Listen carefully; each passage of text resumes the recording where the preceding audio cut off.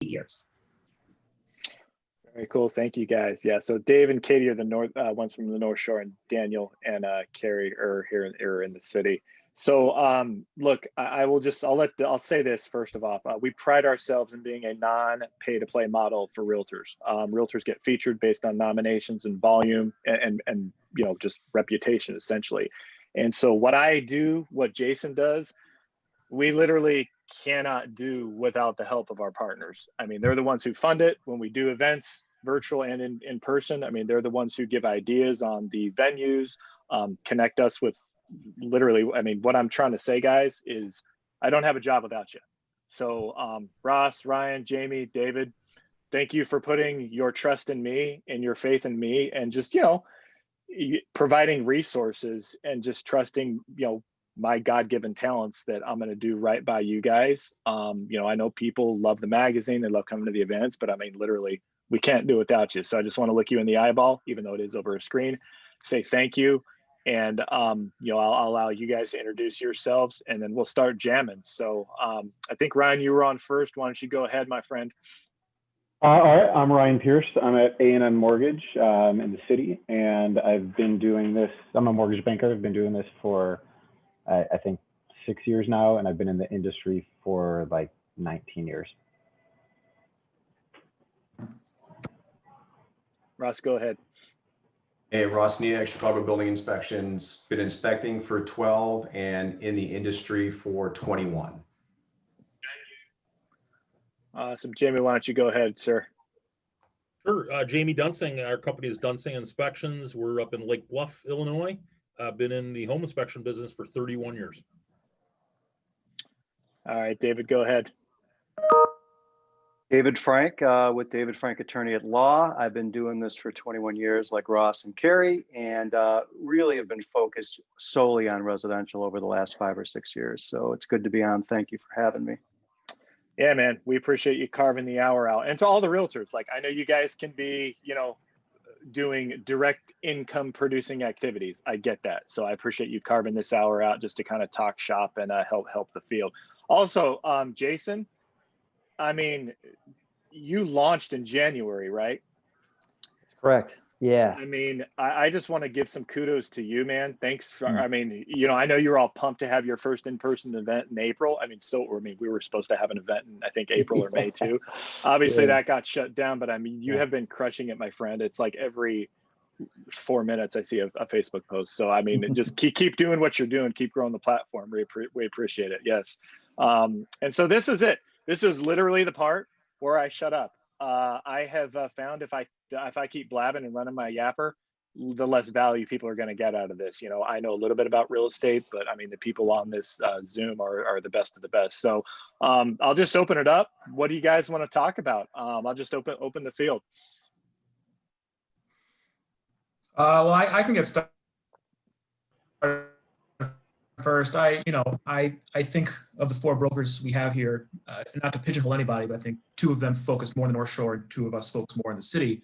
I'm sure with some crossover, but I know there's been so much talk about the exodus from Chicago and people leaving, as well as the North Shore getting a lot of press for being really hot and busy as it's assumed that Chicagoans are moving north. I guess I want to get the Brain Trust's thoughts on how it happened over the last few months, and as we go into winter, are we seeing changes with that? Things slowing down, staying the same, and what do we expect for next year? Yeah, no, absolutely. I can jump in there, Dan. I think, just speaking about the North Shore and specifically the New Trier area where I kind of focus. I think I've seen Carrie and you, Dan, more of this over the last few months than in a long time, right? For bringing buyers up to our area. So, it definitely has been very active up here. I'd say since kind of May 1st, we've just been racing, just running from thing to thing. It's been kind of nonstop. Now, I will say it is slowing down now. This is probably the first week where, I've had a minute to kind of sit and kind of get caught up and feel like you're caught up, right? But I will say, yeah, it's been a little nutty. I just pulled some stats before we came on for New Trier specifically. We're at a 5-year low when it comes to inventory, both in the number of homes available, but also in terms of the absorption rate. So our month supply of inventory is at a 5-year low. You couple that with low interest rates, with, you know, some turmoil in the city, and certainly, you know, we are seeing a lot of folks moving up here. And one of the things too, just anecdotally, that we're seeing a lot more young couples move up before they have kids. So historically, it's always been, oh, I've had, you know, they're coming up with a baby carrier and they have, you know, like a 6-month-old or something like that. Now we're seeing more young couples move up before kids are even in the picture. So, you know, I used to feel like I was the youngest person on the North Shore, and that's definitely not the case, partly because I'm getting older, but also because I am, you know, seeing, you know, a lot more young folks move up here. Yeah, I would Dan, I can go ahead, Katie. on that one. One thing that I'm finding with the people that are coming out to the North Shore is that their expectations might be a little high for what we have out here. You know, we have a lot of colonials or a lot of homes that are older that need work, and a lot of these young, vibrant, you know, millennials coming from the city have these great places in the city that are updated that they love with high ceilings. And it takes them a little while to understand that the inventory out on the North Shore isn't exactly what they would want. So they have to sort of readjust their expectations. And that does take, I mean, for me, this is what I'm finding is that takes, you know, maybe a month or so before they realize, okay, maybe we're not going to get exactly what we're looking for. So that's kind of a big thing that I think the buyers need to start researching earlier, because they think they're just going to come out and find something and buy it, but we just don't have a lot of that great open layout, high ceiling inventory out here. That's actually a good lead into, are you coaching some of your sellers or maybe sellers that are thinking of the spring market to make updates to their home to accommodate this expectation from the city buyers? Yeah, I mean, we definitely are. We're sort of, I focus mainly in Northbrook. This is where I grew up. So we're pretty limited to, you know, colonials, ranches, and splits. And there's not a lot you can do with that. We are at a solid price point where a lot of people, it is more affordable. And so the problem is the sellers are really, many of them are older and they don't understand the significance of updating. So having those conversations, I find sometimes it's taking years to get them to that point of understanding what it is to update the home. They don't want to put the money into it. So it's a lot of conversation. It's a lot of education. So while we do tell them that, they don't always do it. That's the issue. I'm curious, Katie, do you ever have people who you're showing houses to? Do you have contractors come with them as you're looking at houses to give them rough ideas on costs or things that they can and can't do? I find it's pretty daunting. We get those questions, and it's pretty daunting to answer those questions. A contractor is much better suited than we would be. Is that something that ever comes up?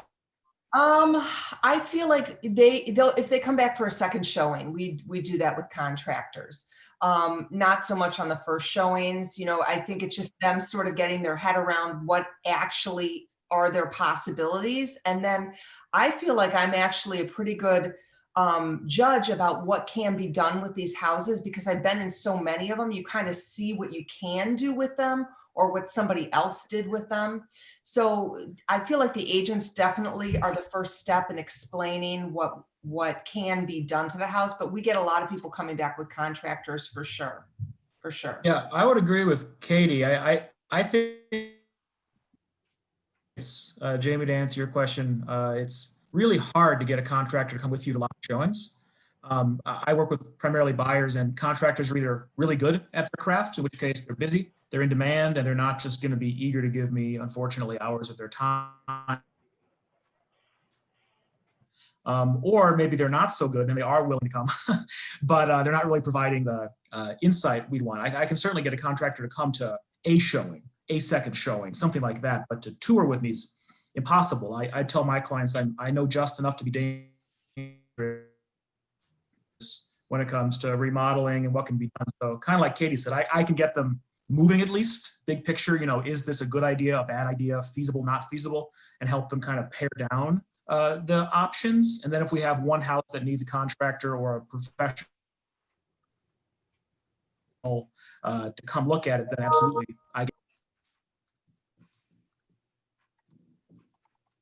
But it is tricky, you know, in that scenario, because what we found over the last couple of months, especially with COVID, is when buyers want to buy, they want it now. You know, they want to move into a home that's turnkey, right? That they can just pick up their family and put it in there. So it is with the North Shore, it's a little bit of a balancing act of finding the right home, you know, and someone willing to do the work. You know, the price has to be right, or you know, finding a home that is updated. So it's, but I do want to say thank you to the North Shore agents too for collaboration on everything. It's been very great to collaborate with the North Shore agents and get our buyers up there. Absolutely. I think too, can you guys hear me? I think my video froze. Yeah, I can hear you though. Okay, sorry.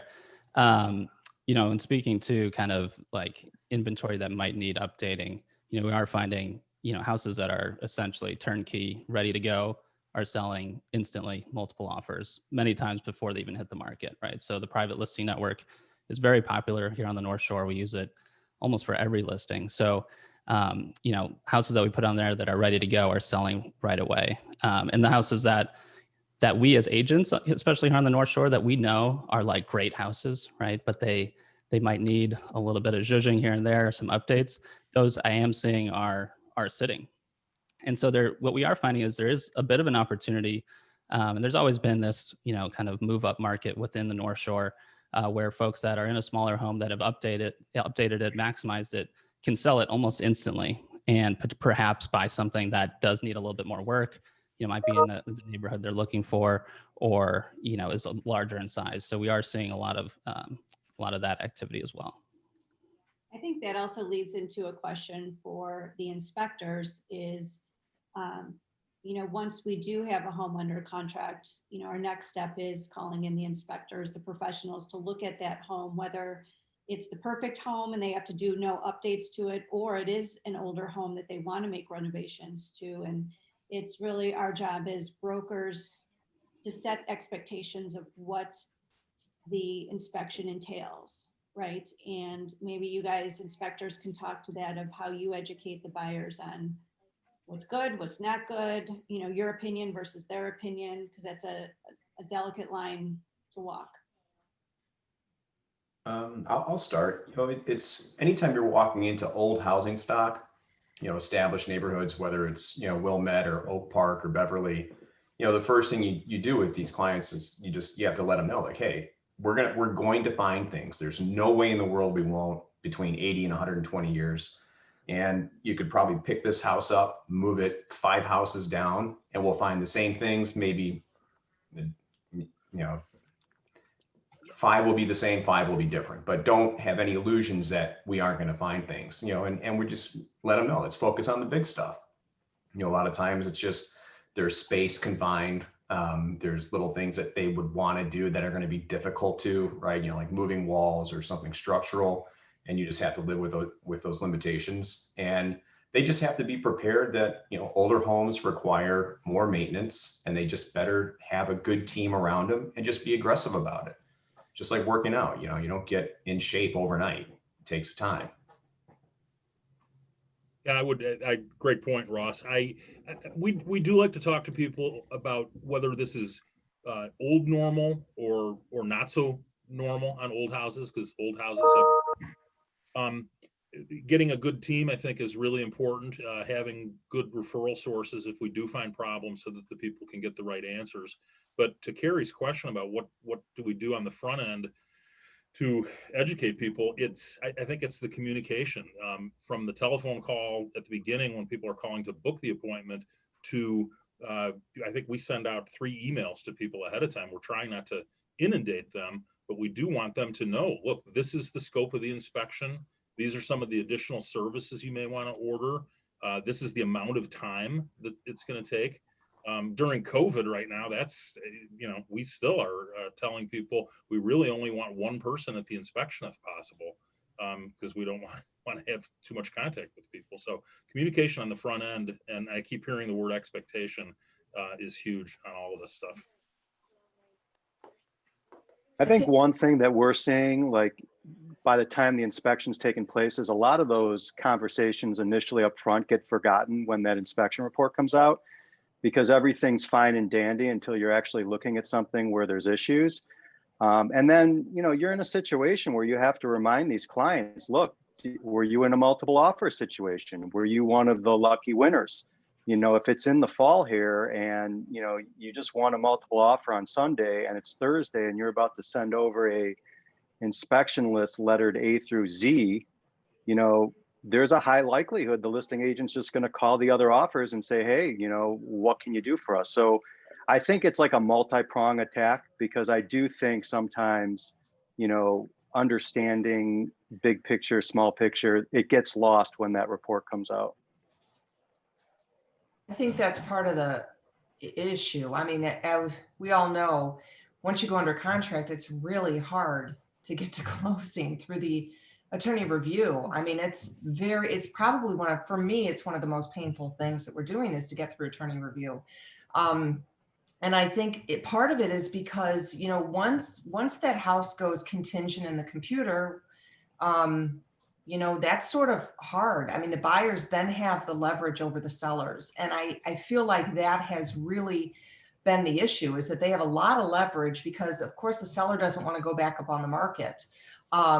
So I wish there was a way that it would be a little better for the sellers, where it's not, they're not feeling kind of stuck up, you know, like they're being stuck up for credits. I mean, and the buyers, no matter how much we're educating them, I do feel like they're asking for things that just seem out of line, or it's a lot. So that to me is probably, and it's hard to explain, I think, to the sellers and the buyers going into it. So we're trying to set expectations, and sometimes it's just not working. I mean, how do you other agents feel about that?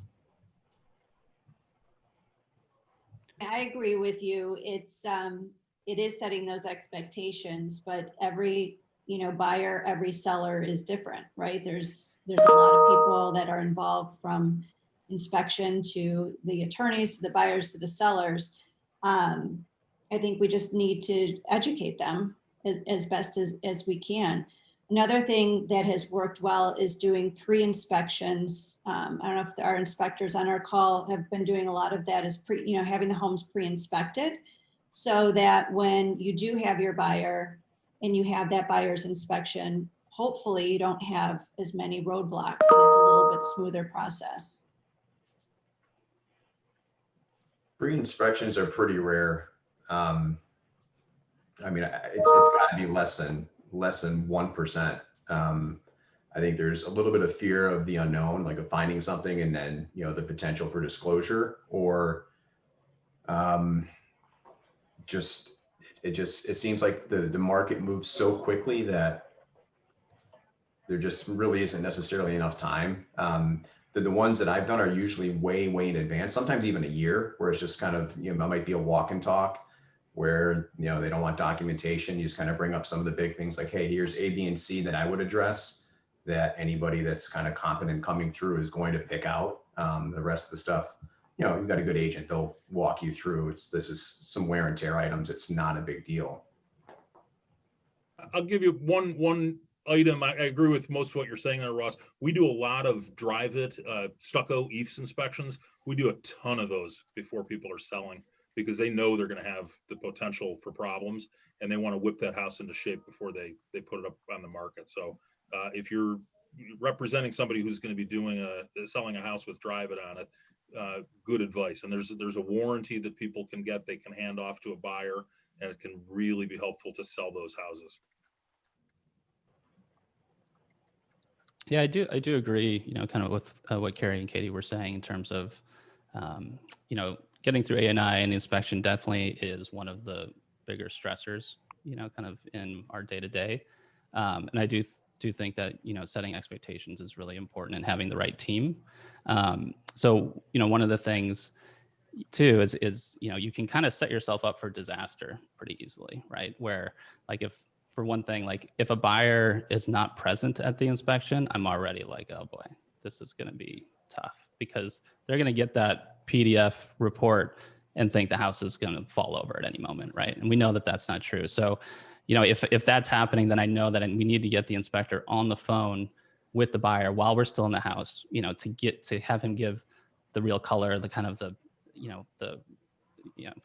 kind of intangible sort of his take on the house versus just reading the report, right? Because that can just like totally sink a deal.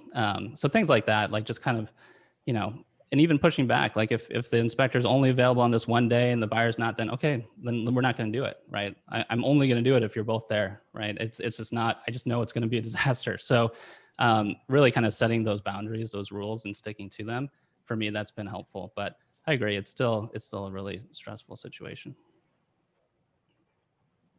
It used to be taboo to be videotaped at an inspection. I don't know if you are in agreement with that, Ross, but with COVID now, we're getting more and more people that if they don't want to be at the inspection, will FaceTime or some sort of a video link, and that is invaluable. So think about that as agents, to have those people sort of quote unquote attend the inspection. We're adding more and more video to our reports, which I think is extremely helpful. So if you've got a flat roof that a client's they're not getting up there, but you can walk around and just kind of say, hey, here's some normal wear and tear. Here's the area that I think you should focus on. Overall, decent, but you're gonna have to maintain it. And then they see the live interaction. It just now, like, they were just walking with you, and it's just okay. We can handle that. Then it becomes somewhat of a non-issue. Like it's not the printed word and the photo with one big, flashing gash that they just freak out at. That's actually a really good, and your reports are amazing with the video. I think that's a really good point is, and keep in mind, some of these inspections are 3, 4, 5 hours long, and the buyers get fatigued, right?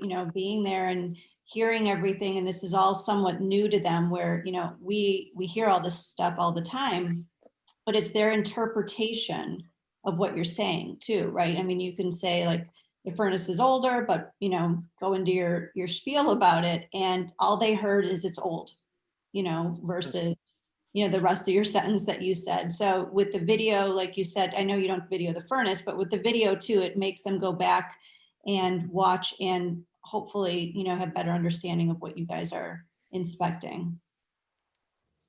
I have a question for the realtors. Are you guys having conversations with your clients that are different as they go into the inspection based on whether or not they're first-time home buyers or if they've been through this before?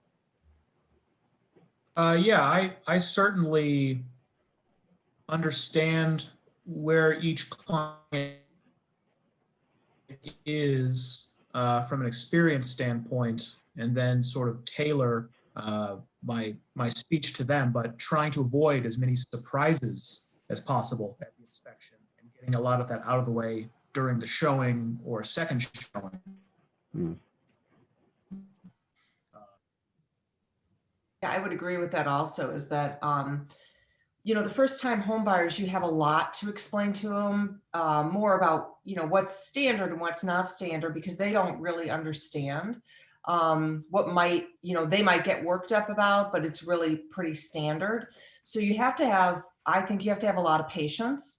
And you have to really think about how you are teaching them and talking to them. Are you showing frustration because they're asking the same question over and over again? Or are you being patient and good and giving them as much information as they need?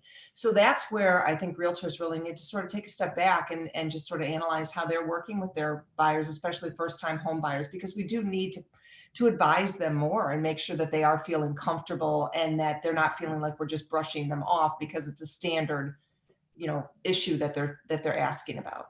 Yeah.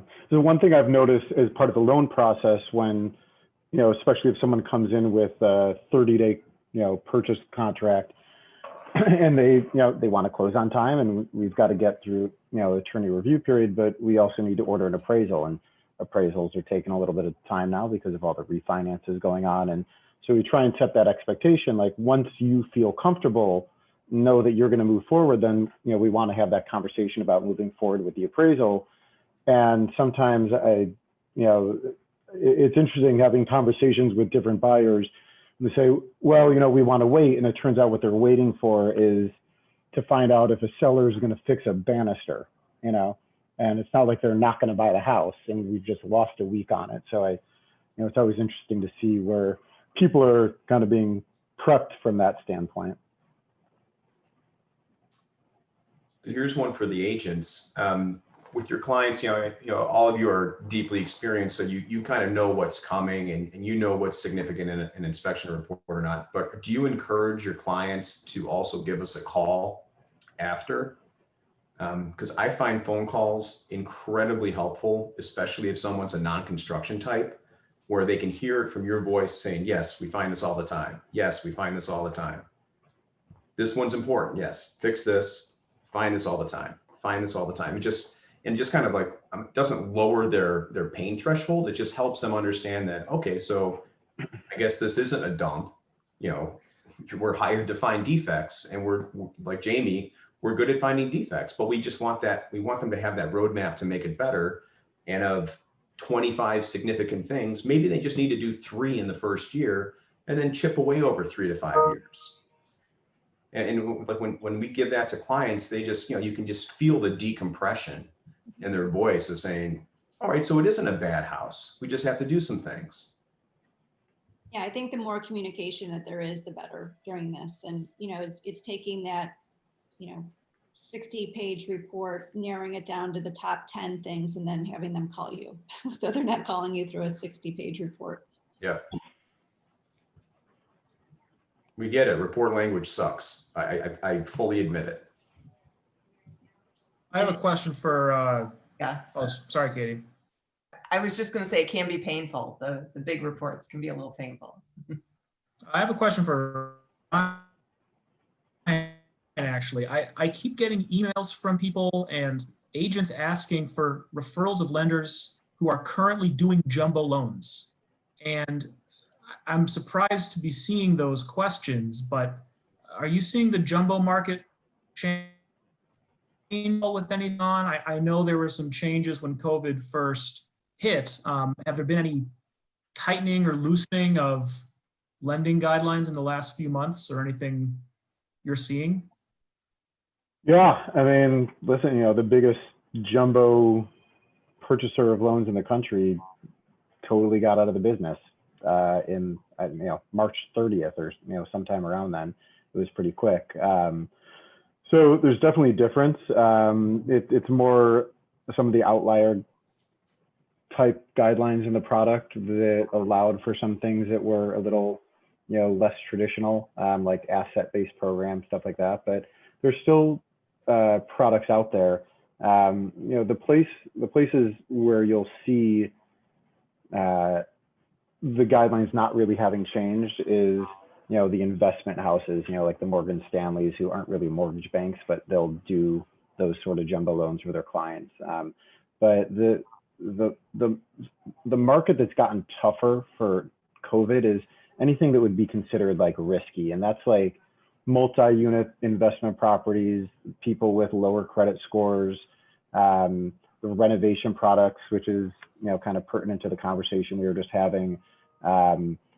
Those are tougher, and some of them, like the renovation loans, they're extraordinarily hard to come by right now. The really vanilla stuff you'll still get though. Is there anything you wish brokers like us were being more mindful of, or maybe bringing up to clients, or mistakes you see happening? I don't really see much of a big difference. I mean, if we're talking like now COVID versus pre-COVID, to me, one thing I always say to my buyers is, this is your show and I'm just here to help facilitate it, right? So if there's a problem with the inspection, okay, so be it, whatever. But if you want to move this along, then this is how we need to get there, right? My part of my job is to make sure that your closings happen when they should happen, right? Whatever date's on the contract for the commitment date, that is my date. That's my game. So whatever I can do to help move that along is great. And I, as far as, something that would be nice is that conversation with some of those, I guess it's really more first-time home buyers, making sure that they have a good understanding, to kind of to Ross's point of like, what are the big ticket items versus what are the things that don't really matter on the inspection report, to kind of shorten that period for the transactions that you're looking to get done in a more narrow window. Like if you're delivering a 25-day contract, then, help that client decipher the inspection results a little more quickly to separate, what means green light versus red light. That's something that would probably be helpful. Which I'm sure some people do better than others, just like some lenders do some of their stuff better than others.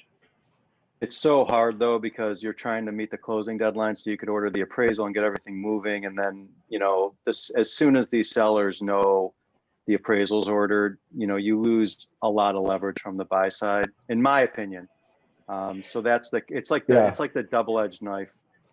It's that balance between how do we get this done? How do we make this happen in a timely manner, but how do we also protect our clients? And it's a balance that we all kind of need to walk. I think with that said, I think it's important also with our clients to have a good team. Someone used that word team around them, from brokers, the selling and buying brokers, to selling and buying attorneys, to the inspectors, to the lenders, to the appraisers. If you have a cohesive team and you all work well together and, all are professional and, can get things done, this process is definitely a lot smoother than when it's a disconnected team. Yeah, and communication is key on that front. Absolutely. Sorry, Ryan. I was just gonna say, there are a lot of times when I see, a realtor and an attorney who I've been on other side of transactions with, and their name, they're professionals, and it's always good to be able to, even if you're not used to working with one another, to get that communication going to make sure that transaction goes as smoothly as possible. It's a big deal. I have so many clients that at the end, they say, I'm so surprised how, smoothly this went. And when that happens, it's always the team being cohesive, working with good quality lenders, attorneys, and inspectors, and often that group even knowing one another and how they work together. And when our clients, give us the control, it really can make a huge difference to the quality of their experience.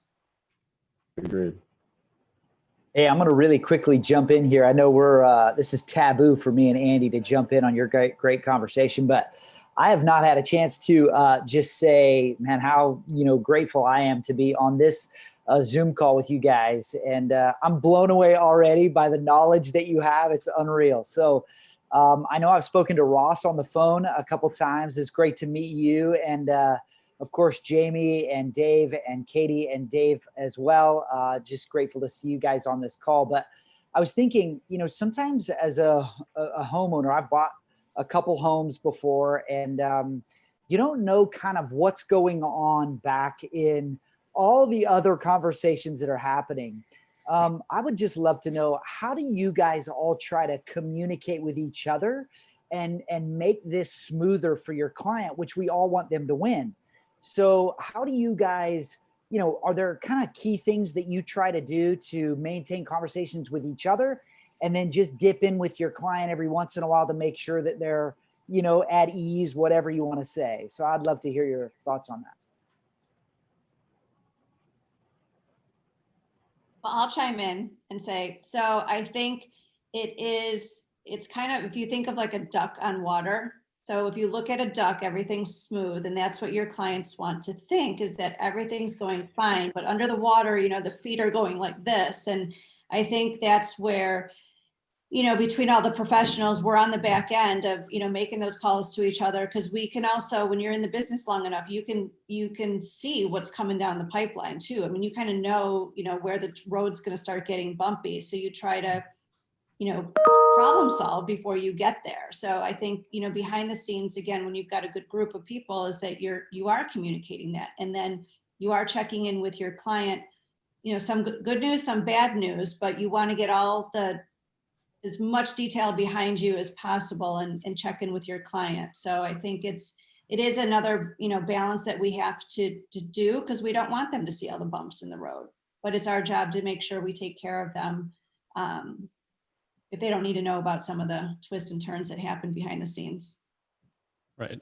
No, I agree completely, Carrie. I think probably 90% of our job sometimes is just like carrying the weight of the transaction or the stress or whatever might be kind of going on. And, I think that's hugely important, because most likely in most situations, when somebody's moving, they're moving because there's actually something else going on, right? Some other big life event, right? The new baby, new job, whatever it might be. And so adding in the stress of moving on top of that and all of the little intricacies that go along with that is just like, it's just too much. It's too much to handle for a lot of people. So our ability to kind of take that weight, that stress, those burdens away from them and, navigate this sea of complexities is really what we get paid for. Like that's why people hire us. The house is just like, that's just part of it, right? Like everything else, like getting people from here to there, that's everything. And so I think it's important, for us to remember that, for me to remember that, but also I think that's why we, like Dan was saying before, when a client at the end of it's like, man, that was so smooth, it was super easy. It's like, yeah, thanks. I'm glad it was for you, but we know that there was, so much going on behind the scenes that we did our job well. I actually think that's a good point, and I really think it's very important that agents have a really good relationship with each other in the communication of what is going on. And our job is sort of to not get our clients worked up about, maybe the buyers or the sellers on the other side, or, you want to keep it very, very mellow and calm. So while you need to be aware of what the red flags are, you don't always have to share everything with your client.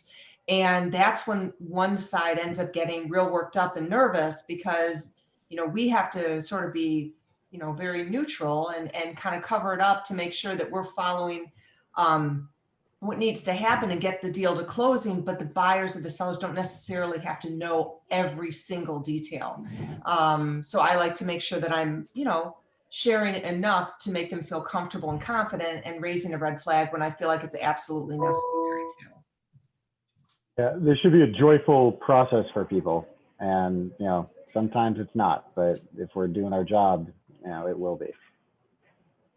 And I think in inspecting, it's okay to say that. If you walk through a house that's been well cared for and you find a few things and you say, hey, these are the type of people you want to buy a home from. They're on top of it. I imagine being a buyer and just hearing that from somebody that's all you do is look for things. And if you're having trouble finding them, it's not a bad thing to relay. I know some inspectors are just absolutely adamant about saying nothing. And I don't think that's the inspector's role. I mean, you are an expert. You look at homes and defects and moisture and structural issues every day. You're the barometer of what's significant and what isn't. Yeah, I tell clients all the time when Ross or anyone from his organization is inspecting a home and they're giving unprompted compliments about the house, that's a great sign that they're purchasing a really fairly well cared for home, because Ross is not easy to please, and those compliments are a great sign. Thanks, Dan. So I have a question, if it's okay to change gears a little. You talked about, how you've got a lot of people moving out from the city to the suburbs, who aren't, taking that step with kids. They just want to get out of the urban area or whatever it is. My impression would be that historically when people are making that move, like any other move, they're taking a step up. So they're buying a more expensive place, a bigger place. And my question is, are you finding people sort of leaving one price point in the city and going to the suburbs and going to the same exact price point? I would say it really depends on where they're moving. For the North Shore, no doubt the price range is going up for the most part, but I'm also seeing a lot of buyers treat Northwest Side single-family homes as condominium substitutes. Instead of getting a $400,000 condo in Lakeview, they can get a $400,000 single-family home in Norwood Park, and sort of exchanging attached for detached without necessarily changing the price. Yeah, I'm seeing the same thing too. Every buyer's a little bit different. And, in the city, like I've got some sellers selling, an $800,000, duplex that's top of the line, great finishes, but they want a single family in the North Shore. So they're going from 800 to like $1.2 million, which is a step up. But the quality, unfortunately, is not there, meaning, the updates, I should say, not quality. The updates aren't there. So, it's every buyer's been a little bit different, but the consistency is people want more space. Yeah. Thanks. I would agree with that as well. I think for me, I'm finding that they might start at a price point that might be a little bit equal to what they're moving from, but then they, like I said earlier, they sort of get disappointed in what they're getting for their money. So, sometimes they have to jump it up some, or I get some people that might actually get money from family or something like that, because it's just not what they're used to coming from in the city. So will they more often than not go and get what they want then? It goes both ways. The problem is there's just not a lot of great inventory. It's not like even for more money, it's necessarily going to be exactly what they're looking for. So I think what actually ends up happening, like I said earlier, is that they have to sort of readjust their expectations. We have great homes out here. We have very, affordable homes too for some people that are great, but their expectations are, I'm coming from the city, I want a huge yard right now. So what does that mean to them versus what they can really get? So they sort of have to do this kind of loop around to figure out, okay, now I really can't get that big gigantic yard. What does a big yard mean? And it might only mean 1/4 of an acre. So the expectations just have to change for what they're looking for, I think. Here's a question to the North Shore agents. It feels like a lot of the inventory up there has been picked over, if you will. There's still some great homes on the market, but not a lot to pick from. Do you think the sellers on the North Shore are gonna, there's some that are saying, you know what, I'm gonna put it up on this in the spring and see if this continues. So do you think there'll be more inventory coming this year and or in the spring? I do think there will be more inventory coming. Not a ton necessarily this year, I'd say. We're taking a lot of meetings now and getting things ready for the spring. I will say, the folks that are kind of looking to sell, at least the majority that we're talking to are folks that are kind of thinking about exiting, Illinois or Chicago altogether, right? So these are people that were probably going to sell anyway. Maybe they're empty nesters, they're downsizing, they're moving to their second home permanently, whatever it might be. And so, at least just from my own experience in terms of the folks that we're talking to, most of the inventory coming that I have isn't going to be that kind of fresh, turnkey, move-in ready inventory, but they are what I would consider a great house, right? So it would be great for a buyer that does know that they may need to do some work or do some updating. And I do see a lot of that coming. The kind of the turnkey, beautiful, move-in ready house, they're still, kind of that needle in a haystack. And when they come, they go right away. And so that's where it's certainly a challenge. So the buyers, so there's still a lot of city buyers who missed, I'll call it the first exit of the spring and the summer. They're just trying to hang on to their city life. And now I'm getting calls of people who are like, you know what, I think we're just going to do it. And we're looking at the inventory. So if you do have inventory coming in the spring, I would, put them on the private network, because I feel like you're going to have a busy November, December up here if inventory that comes on. Yeah, absolutely.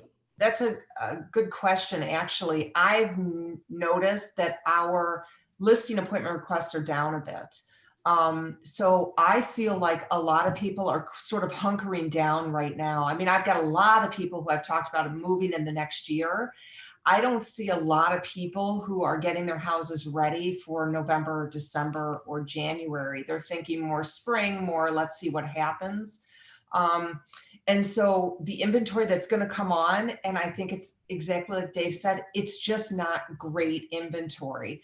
And so as city agents, I think you guys setting the expectations probably is like, okay, start your search early, you know, so that to readjust, send people to open houses as much as possible, so they can really see what's out there, because it just, the expectation setting is tough, and it's just, there's just not a lot of great stuff. And like, I mean, we wrote an offer the other day and I thought the house was overpriced.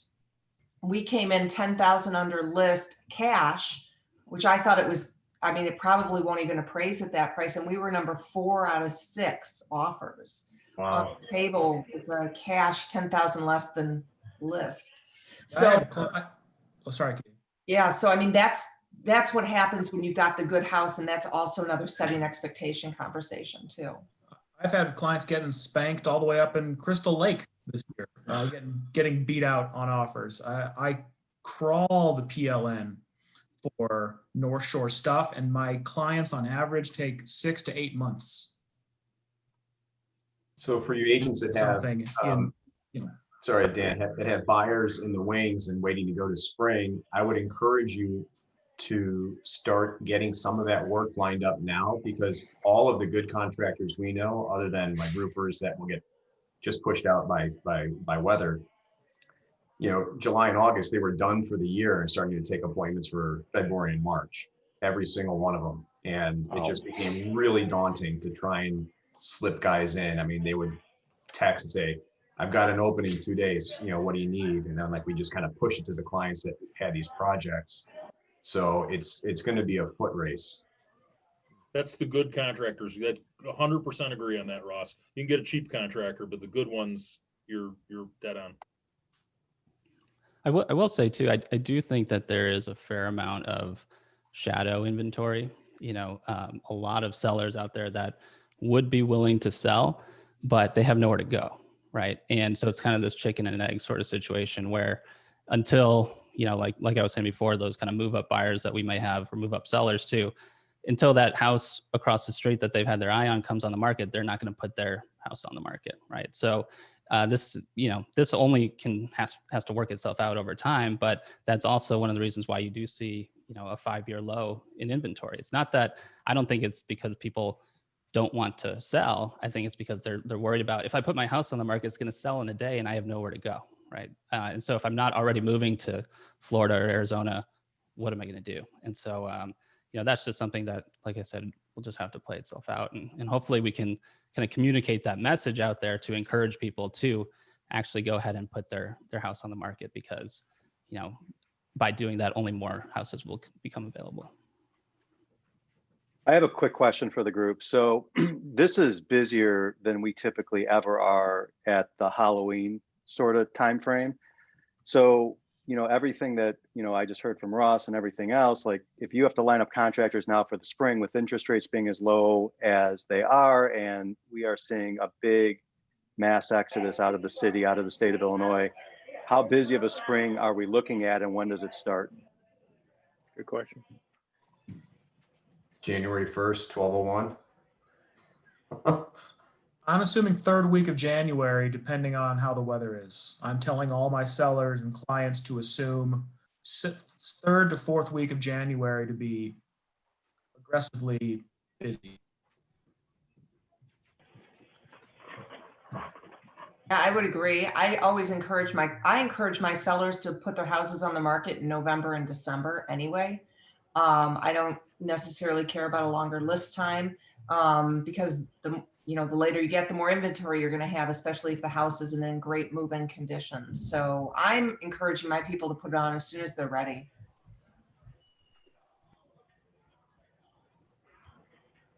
For just one last question for the realtors, you know, as a predominantly city inspection company, we obviously did a lot more work in the suburbs this year.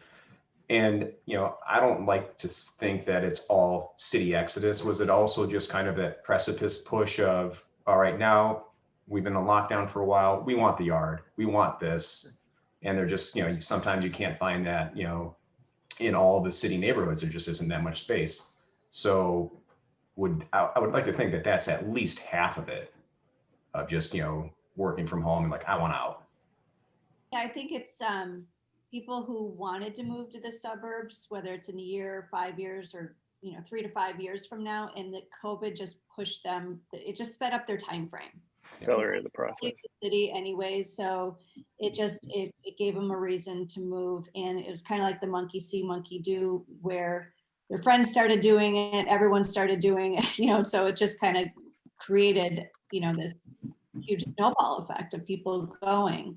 But the city's still moving. I mean, there's 2-bedroom condo people are buying 3-bedroom condos, 3-bedroom condo people are buying townhomes. So there's all this move up momentum in the city as well. What's struggling is the Streeterville and Gold Coast high rises. The high rises, especially with no outdoor space. Those are struggling quite a bit, but they'll come back around. Yeah, it always does. Hey, before we were about 2 minutes out, before we go, everybody smile real quick, if you don't mind.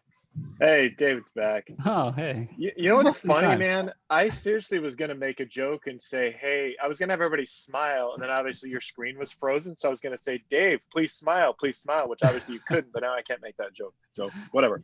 All right, and hold it for like 3 seconds. Okay, 1, 2, 3.